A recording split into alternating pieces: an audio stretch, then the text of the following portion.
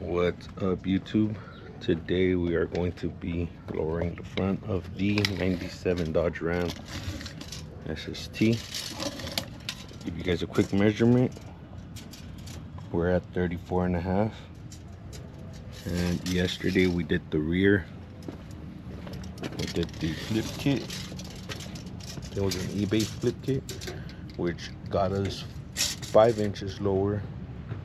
We're just waiting on the shocks for the rear. So today we're gonna be working up in the front, and what we're gonna be doing is cutting the springs. So we're gonna just lower it by cutting off maybe like a full circle. I'm not sure yet, but if you think about it, these springs have a pretty stiff spring rate. We haven't messed around with the leaf springs on the 85 Toyota pickup that we had. We ordered some drop leaf springs for the rear. Obviously they're leaf springs, which is a little different than a lot different than a coil spring, but the metal that they used for those leaf springs was super soft. That thing would just bounce around a lot. So I think these OEM coil springs are stiffer than anything aftermarket for the most part, or a lot of the stuff on aftermarket. So I think this should be okay. We are going to order some new shocks for it because it needs it either way up in the front.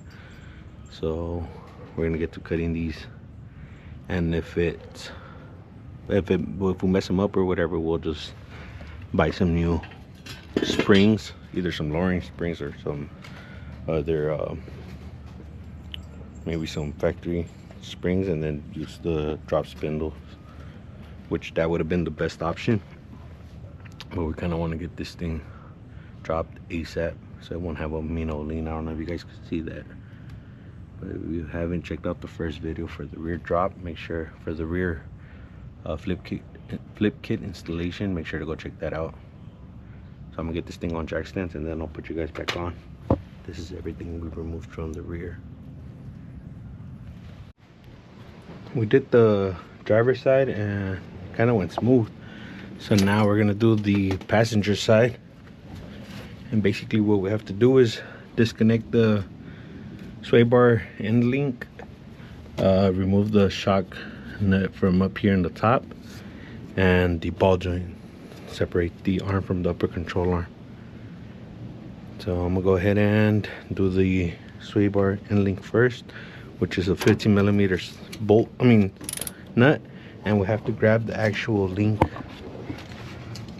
down here.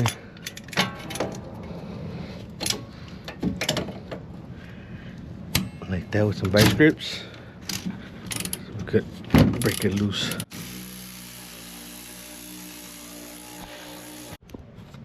Next, we're gonna remove the nut and washer and bushing from the top of the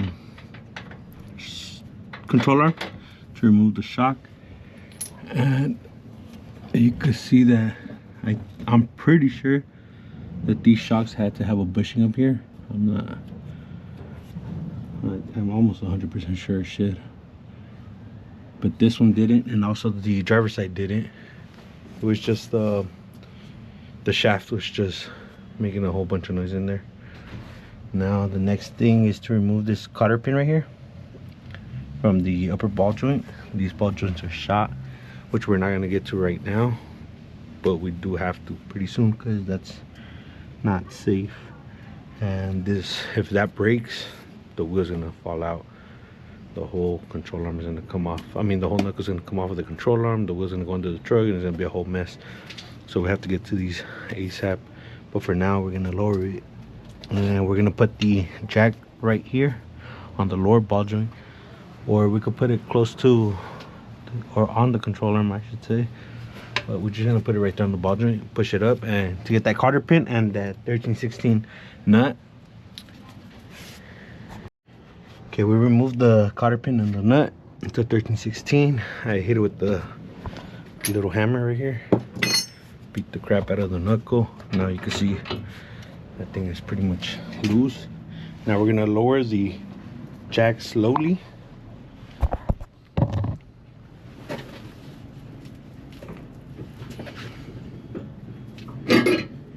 careful because all the weight is gonna go on the jack.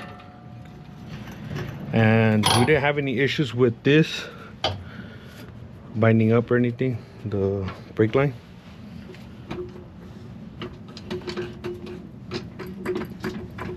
So now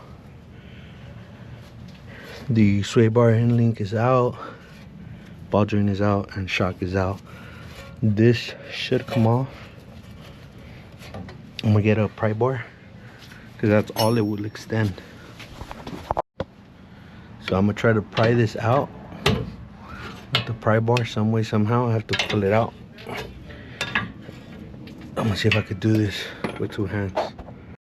Okay, make sure that when you lower the jack slowly, the knuckle doesn't get caught up right here on this, because that wasn't letting the control arm fall all the way down, and it wasn't letting me get the spring out. This little rubber piece goes up there. It goes up, well, it sits on the spring like this, like that. And from what I've seen, for the cutting of the spring, you never cut the flat side. You always cut this side. This side is a little less flat. You can see it curves and it goes up. So I think ½ an inch, people were saying it's like about an inch drop. I mean, half a circle is about an inch drop. So we're just gonna go full circle. Not sure, cut it, I mean, right there. So this is what I cut off of this side. And you can see it's a complete circle. Just laid the disc right on the existing end, and I let it fall straight down. And that's from the other side to the circle. So now I'm gonna slide it back on, and obviously I'm gonna put that rubber piece back to, that goes to the top. And I'm gonna reassemble everything, but we're not gonna put the nuts on the shock or the sway bar end link. We're just gonna put the one for the ball joint. Look at that ball joint. Yep, it needs to be replaced ASAP. Which I should have ordered them, but I didn't think they were gonna be this bad. And these shocks, look at these. Look, see that? Not supposed to do that. So it needs new shocks up in the front, which we already knew. But yeah, put you guys back on in a little bit. Let me just put all this back together. So we have the sway bar in, no nut. The shock in, no nut. Now we're just gonna measure from here to here for the shock. So it is 13. Then from here to here, it's 4. So 13 minus 4, it's 9. So we need a 9-inch,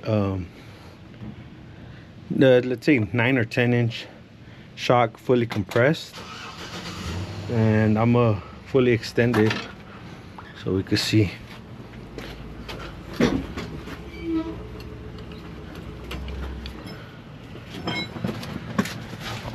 We're gonna measure to see what we need fully extended. 16. So fully extended would be 16. Fully compressed is 9 or 10. I'm gonna write that down real quick, and I'm gonna put the wheels on and put this thing on its own weight. For now, like I said, we're just gonna run it like this, let the spring settle in, and we'll measure. All right, guys, I'm lying. We are gonna put the nut here and here on the shock, just because we are gonna order the new shocks and the ball joints. So meanwhile, I mean, that's gonna take a couple of days. And also, you guys have to keep in mind that when you guys lower a truck or a car, anything that you guys are lowering, you guys have to shorten a couple of things. The sway bar end link, obviously, that's one of them. And the shocks have to be shorter or else they'll bottom out. You cannot just lower a truck with the springs and then expect for it to ride real good, you know, and blame the suspension guy or whatever. You do have to shorten the sway bar end links so it can still function properly. Shorter shocks, obviously, for the height. And ball joints and all that, camber, caster, all that comes into play once you start lowering or lifting trucks. So I'm gonna go ahead and put all this back together. Passenger side is done. We went around the block and it did lower it, but we're still higher up in the front. I'm gonna measure real quick. We're supposed to be at 32.25. Well, it is 32.25. So I don't know why it's sagging more from the back.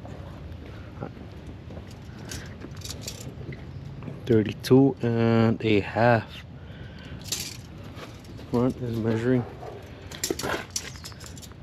32 1/4.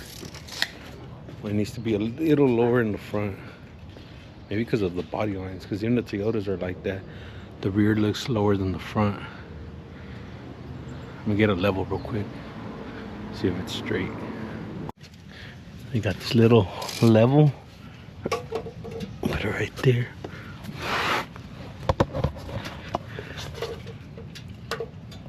It is asking for a little more drop in the front.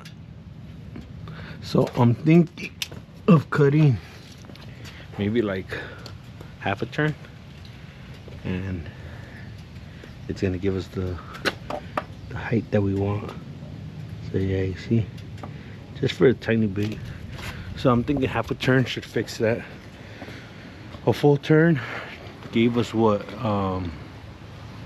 A full turn gave us 2-inch drop. Half a turn is gonna give us an inch drop, and I think that's gonna fix our lean issue.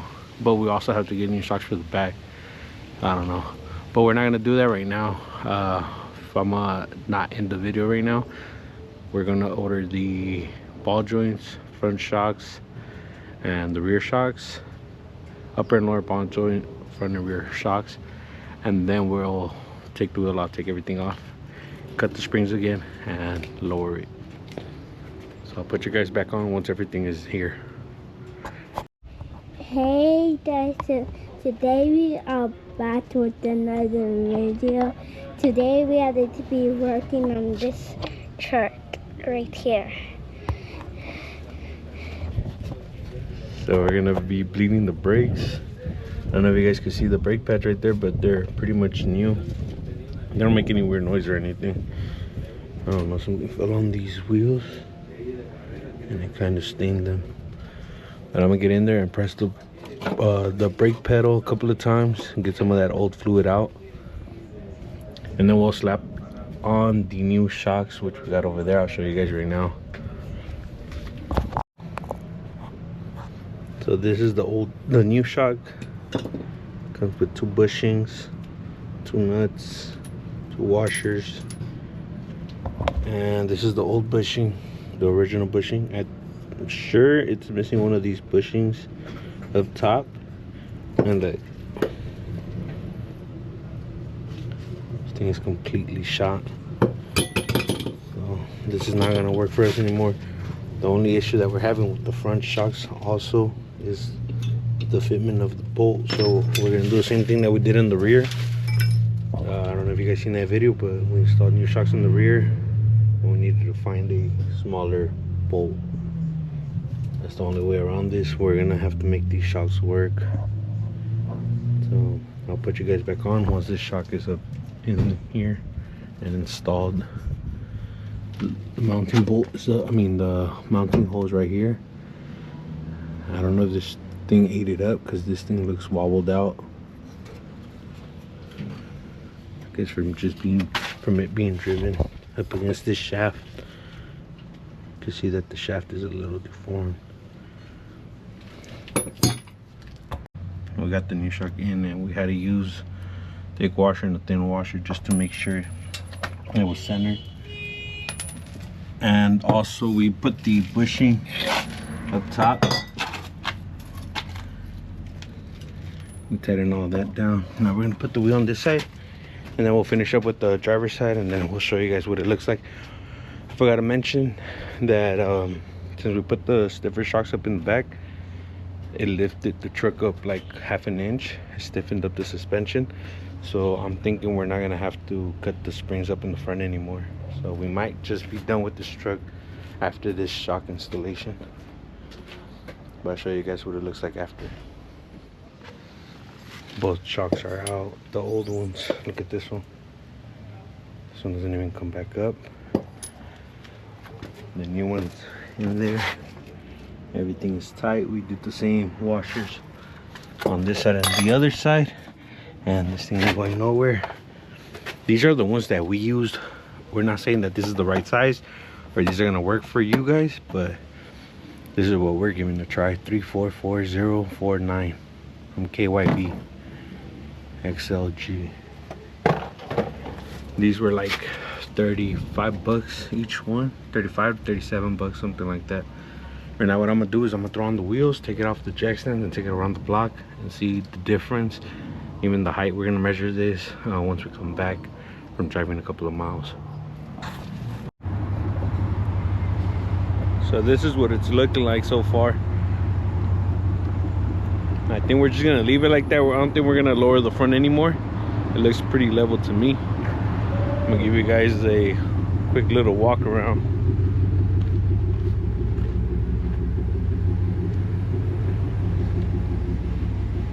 It's kind of like the bad corner of the truck right there.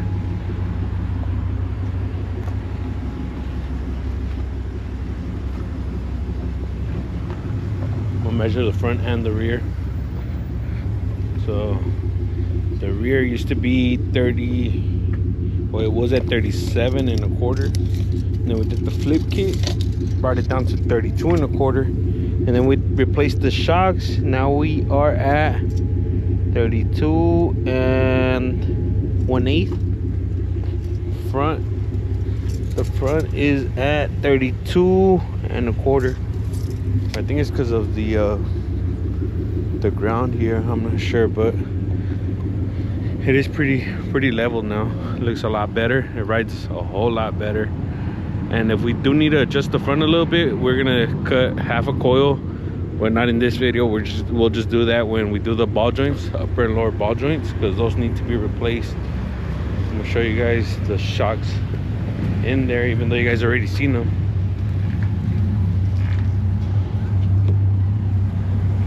These are the front shocks.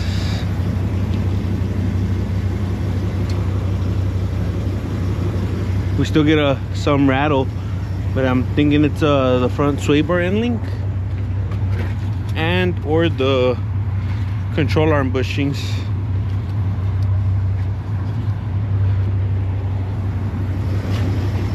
So these need to be shortened. At least I want to say like about 2 inches to compensate for the 2-inch drop. The ride isn't as bad as I thought it was gonna be. For cut springs, for cut pull springs.